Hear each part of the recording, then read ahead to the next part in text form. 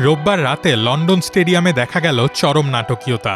Arsenal West হাম ম্যাচের ৮৩ মিনিটে মার্টিন ওডেগার্ডের পাস থেকে লিয়ান্দ্রো ট্রসার্ডের শট এক খেলোয়াড়ের গায়ে লেগে জালে জড়ালে ১-০ গোলে এগিয়ে যায় আর্সেনাল। তবে ম্যাচের মূল রোমাঞ্চ ছিল শেষ মুহূর্তের গোল বাতিল নিয়ে। যোগ করা সময়ের ৫ম মিনিটে ওয়েস্ট হ্যামের ক্যালাম উইলসন বল জালে জড়ালে স্কোর লাইন ১-১ হয়। কিন্তু আর্সেনালের দাবি ছিল বল যখন হাওয়ায় ভাসছিল তখন ওয়েস্ট হ্যামের পাবলো ফাউল করেন তাদের গোলরক্ষক দাভিদ রায়াকে। সেই দাবি মেনে ভিএআর-এর সহায়তা নেন রেফারি ক্রিস কাভানা। সাইডলাইন মনিটরে বারবার রিপ্লে দেখেন। তিনি নিশ্চিত হন পাবলোর হাতের কারণে রায়ার নড়াচড়া বাধাগ্রস্ত হয়েছে, ফলে গোলটি বাতিল হয়। এতে হাফ ছেড়ে বাঁচে আর্সেনাল।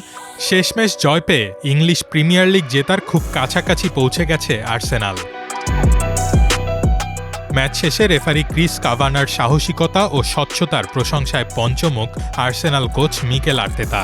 তিনি বলেন, আজ বুঝলাম রেফারিদের কাজ কতটা কঠিন। এই একটি মুহূর্ত দুটি বড় ক্লাবের ইতিহাস বদলে দিতে পারে। পাহাড় সমান চাপের মধ্যেও সঠিক সিদ্ধান্ত নেওয়ার সুযোগ করে দেওয়ার জন্য ভিএআর কর্মকর্তাদের ধন্যবাদ প্রাপ্য। গোলটি বহাল থাকলে রেলিগেশন জোনে থাকা ওয়েস্ট হ্যাম গুরুত্বপূর্ণ পয়েন্ট পেত। তাই সিদ্ধান্তে স্বভাবতই ক্ষুব্ধ ওয়েস্ট হ্যামের কোচ নুনো। তিনি বলেন, রিপ্লে দেখলে মন আরও খারাপ হতো। অতীতে এমন পরিস্থিতি ভিন্নভাবে বিচার করা হয়েছে।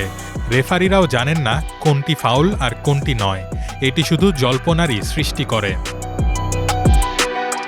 এই সিদ্ধান্ত নিয়ে তোলপাড় চলছে ফুটবল বিশ্লেষকদের মাঝেও।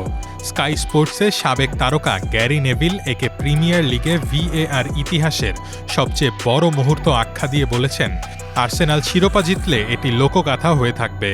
সাবেক আর্সেনাল তারকা ইয়ান রাইট এই হস্তক্ষেপকে আশীর্বাদ বলেছেন। এমনকি ম্যানচেস্টার ইউনাইটেড কিংবদন্তি ওয়েন রুনিও স্বীকার করেছেন, এমন চাপের মুহূর্তে রেফারি আসলেই দারুণ কাজ করেছেন।